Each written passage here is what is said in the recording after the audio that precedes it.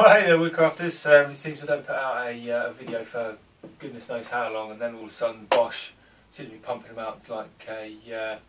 Yeah, I'm still working on these cutting boards. I did go engrave on this one in the end, and I'm really glad I did. Sanded it off first thing this morning and waxed it, and the teak against the ash there is really nice. So I had a phone call this morning from a couple of friends of mine. I've got a new router, and I'm going to assume you've seen my how to choose a router video that I did last summer. So I thought I'd take a little bit of my own advice and upgrade my little T4. Kind of 6 years old now, and it's starting to wear. And gone for this this little one. It's kind of an unknown quantity for me. I've never used this company's routers before. And I've literally just opened the box, but the reason I went for this one is I was quite intrigued by the fixed base thing, the one-handed sort of laminate trimmer idea. So I got the version which has got like a handheld D-base, which you guys and girls in the States will no doubt be very familiar with. But it's also got the plunge base, and for me, the router doesn't plunge. Then what's the point? I've got to work out a few things, but essentially the reason I got this one was, as with my video, it's got potential to expand it, and this base, as far as I'm aware and can work out, is compatible with my other stuff. Let me just get in my little box.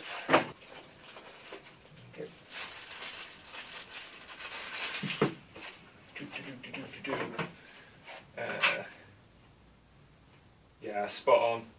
That's exactly what I need. Fits my existing guide bushes, which means it fits my jigs, and this looks suspiciously like the trend one, although it seems a little bit rougher. It's got a few burrs on there, but it's not got the micro adjust. So hopefully I can get a micro adjust bit from a Trend T5. So yeah, it's looking really rather good. And actually, let me just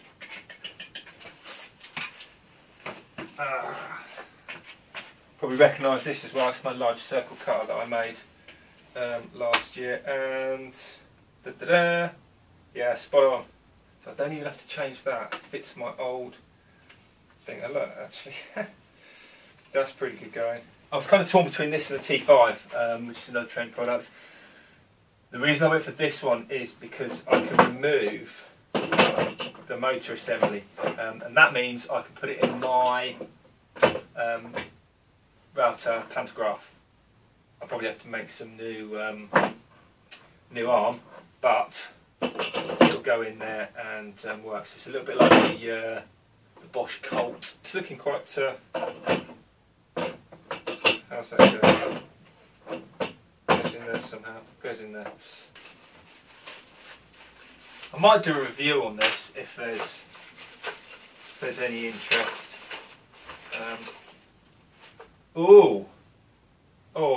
Even better. That is for that, and that takes the guide bushes. That's fantastic. I wasn't prepared for that. I did notice there wasn't a fine height adjuster on the plunge, but of course when you put the can in the main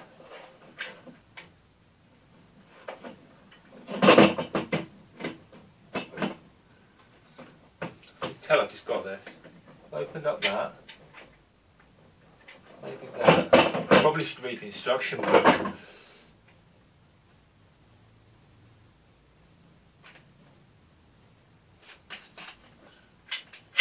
There we go. So you're going to go in there, and then that should rotate. That's it. You see, so that's my fine height adjustment on here by screwing that in and out. Now, if I've got that one, fix that. Put my guide bushes on there. So that means for my dovetail jig, that's going to be awesome. I wonder if there's a centering cone. I think there is.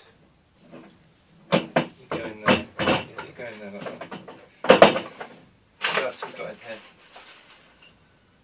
Spanner. That's a really good quality spanner actually. It's stamped rather than forged, but it's a good, probably maybe a 1/4 inch thick, 3/16 maybe. Now there's the issue guide bush and a couple of screws.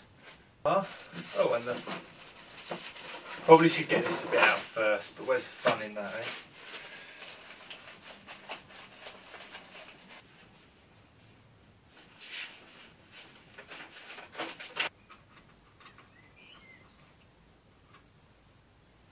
So what goes on there? I'll have a play with it and let you know. So if there's enough interest, I'll do a review. But I need to get this squared away and ready to run. Double check everything's good, and I'll let you know how I get on. We'll see you soon.